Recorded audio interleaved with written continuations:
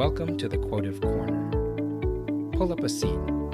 Today's quote is one I've been looking forward to, partly because the idea itself is genuinely worth unpacking, and partly because the person it's attributed to is someone who lived it more visibly and more honestly than almost anyone else of his generation. Travel is not reward for working, it's education for living.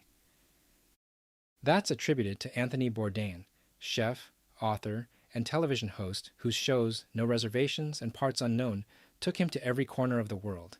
He ate street food in Hanoi, sat with veterans in Beirut, had dinner with Barack Obama in a plastic chair at a noodle shop in Vietnam. He wasn't interested in luxury travel or curated experiences. He was interested in the real thing, real people, real food, real lives, unfiltered. He died in 2018, and the gap he left has been genuinely difficult to fill.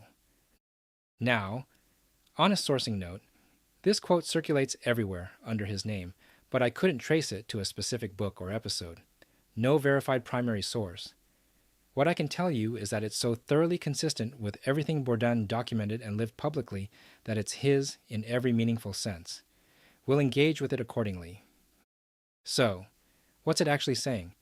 Travel is not a reward for working. That first half is quietly subversive, because the dominant cultural narrative around travel is precisely that. It's the treat at the end of the grind. You put in your time, you earn your vacation, you go somewhere beautiful, you recover, and then you return. Travel as compensation. Travel as exhale. Travel as the thing you get to do after the real stuff is finished.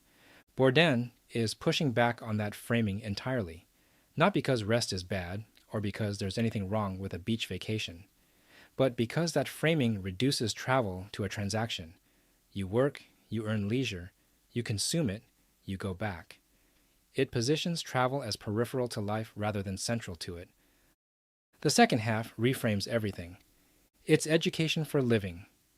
Not education for your career, not for a credential. Education for the actual practice of being a human being in the world alongside other human beings. That's a much bigger claim, and I think it's a defensible one. We've talked before about how examined experience is what actually produces growth, that going through something isn't the same as learning from it. Travel, at its best, is one of the most efficient generators of exactly that kind of experience, because it drops you, often without warning, into situations that require you to pay attention. Your usual shortcuts don't work. Your assumptions get tested. The things you took for granted, language, food, social norms, the way people greet each other or mourn or celebrate, suddenly require active engagement rather than autopilot. And in that gap between what you expected and what you actually found, something happens. Your mental model of the world gets updated, not always comfortably, but usefully. Bourdain wrote in Medium Raw about urging young people to travel as far and as widely as possible, to find out how other people live and eat and cook, and to learn from them. He believed that the extent to which you could walk in someone else's shoes, or at least eat their food, was a net positive for everybody.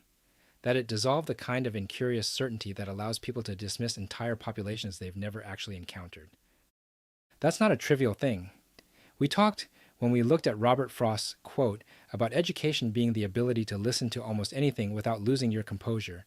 Travel forces a version of that same discipline. You're constantly encountering things you don't fully understand, and you have to decide how to respond. You can shut down, or you can stay open. The people who get the most out of travel are the ones who stay open, especially when it's uncomfortable. Now, I want to be honest about the limits of this idea, because this show doesn't do uncritical cheerleading. Travel can also be done badly. Tourism that extracts experience without engagement is its own thing entirely, and Bourdain would be the first to tell you that. Showing up somewhere with your itinerary locked, your assumptions intact, and your camera pointed only at the picturesque parts is not education. It's consumption with a passport. There's a real difference between traveling and just moving through places, and that difference has everything to do with genuine curiosity rather than mere presence. And access matters. Not everyone has the means, the documents, or the circumstances to travel widely. And the educational benefits of travel shouldn't imply that people who can't are living less examined lives. The same curiosity that makes travel transformative can be applied locally in conversation, in reading, in the deliberate choice to encounter perspectives different from your own. The geography is almost secondary to the posture, but for those who can travel, and who approach it the way Bourdain did, the return isn't rest, it's perspective. The slow accumulation of evidence that the world is larger, stranger, more varied, and more interconnected than any single vantage point can capture. Bourdain used to say that travel isn't always pretty, and that sometimes it hurts, but he also said it leaves marks on you, and marks, in his view, were proof that something real had happened. That's a good standard for any experience. Did it leave a mark? Did it change something, even slightly, about how you see the world? If yes, that's education, the living kind. Thanks for spending a few minutes here at the Quotive Corner. If this one stirred something, a trip you've been putting off, a place you've always been curious about, or just a different way of thinking about what travel is actually for, sit with it. And remember, wisdom isn't in the quote, it's in the reflection. Let's meet again in the next episode.